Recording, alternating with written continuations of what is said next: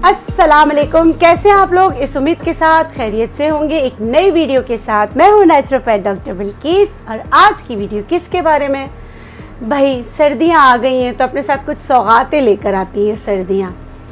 सर्दियों में क्या होता है कि अच्छे भले लोग जो होते हैं ना, उनकी स्किन भी ड्राई हो जाती है।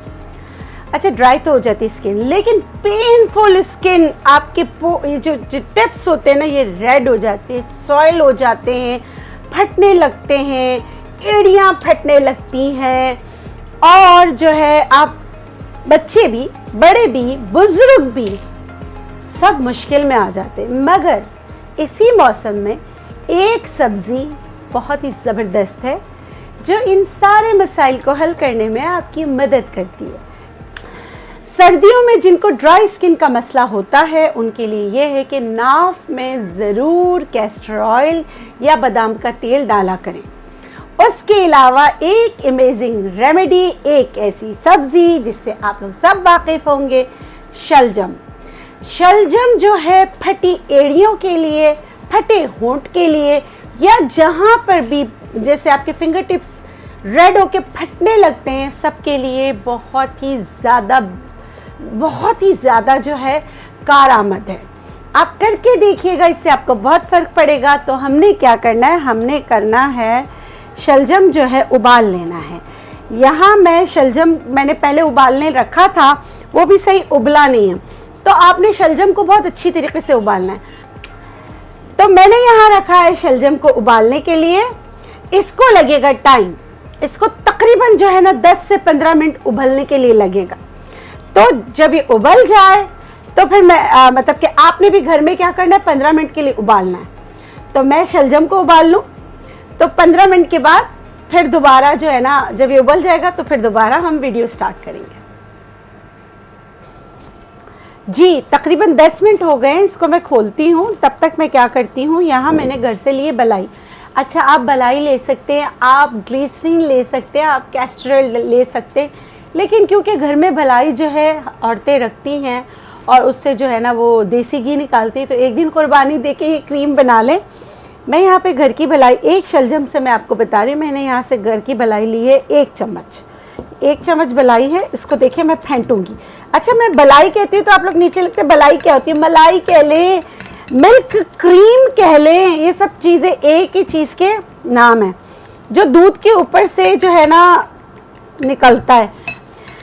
अच्छा, जो आपके मेरे जो वीडियो आजकल एडिट कर रहे हैं उसका नाम है शाज़ेब, बहुत प्यारा नाम है। मैं उससे कह रही हूँ दूध की भलाई उतारते हुए कोई इमेज मिल जाए वो भी लगा देना, ठीक है? तो आपको इमेज भी बता देंगे। ये देखिए, मैंने इसमें शलजम डाला नहीं है, इस मिल्क क्रीम को अच्छी तरीके से फेंट रही हूँ।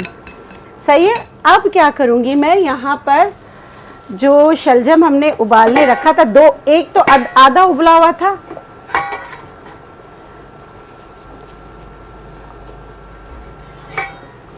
ठीक है। ये ढक्कन मैंने हटाया, मैं देख लेती हूँ जो उबाल है। अच्छा, इसको इतना उबालना है, देखिए ये बिल्कुल छुरी इसके अंदर चली गई, ठीक है। इसको इसमें रख रही हूँ और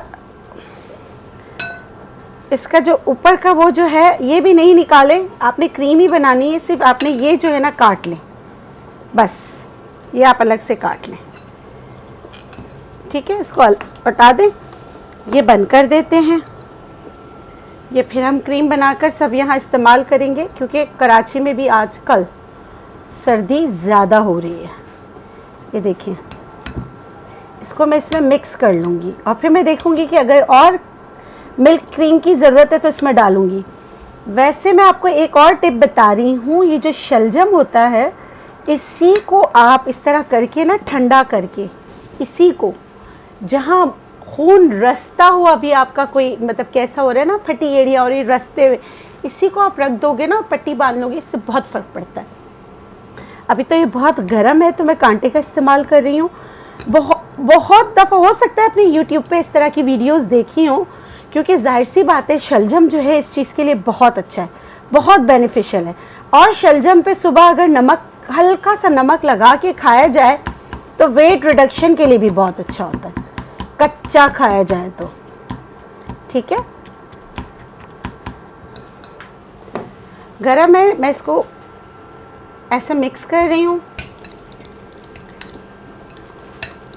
1 चम्मच मिल्क क्रीम था और 1 शलजम पूरा था, छिलके भी नहीं उतारे थे, सिर्फ उसका जो कैप जहाँ से वो होता है कि मतलब कि जो पत्ते वाले साइड थी वो मैंने काट दी थी। वैसे मैं अपने घर में शलजम उगाती हूँ और आप यकीन करें इसके कच्चे पत्ते, जब छोटे पत्ते होते हैं ना तो तोड़ने होते हैं कि उसकी ग्रोथ नीचे से अच्छी हो, तो वो पत्ते खाने में सलाद के तौर पे बहुत मज़े के लगते हैं। ठीक है, अच्छा ये देखें, ये जो है क्रीम बन गई है। ये है गॉस पीस, इस पर मैं रखूँगी रुई रख के, और ये वाली जो क्रीम है इस पर लगाऊंगी, या इस पे थोड़ा सा लगा रही हूँ।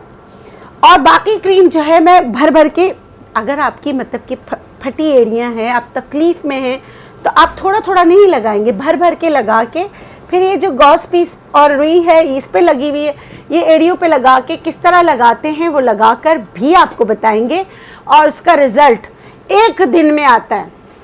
तो कोशिश करेंगे कि बिफ़ोर आफ्टर आपको दिखा सकें। आप देखिएगा, बहुत बेहतरीन इसके रिज़ल्ट होते हैं, घर में इस्तेमाल भी कीजिएगा। इसके साथ इंटरनली आपने क्या खाना है कि आपकी एड़ियाँ फटे ना। बी कॉम्प्लेक्स की रेंज ज़रूर लीजिए, जैसे आप खुबानी खाइए, आप अंगूर खाइए, आप अनार खाइए, विटामिन सी का इस्तेमाल कीजिए, गाजरें आई हुई हैं, विटामिन ए का ख़जाना है, ज़रूर इस्तेमाल कीजिए।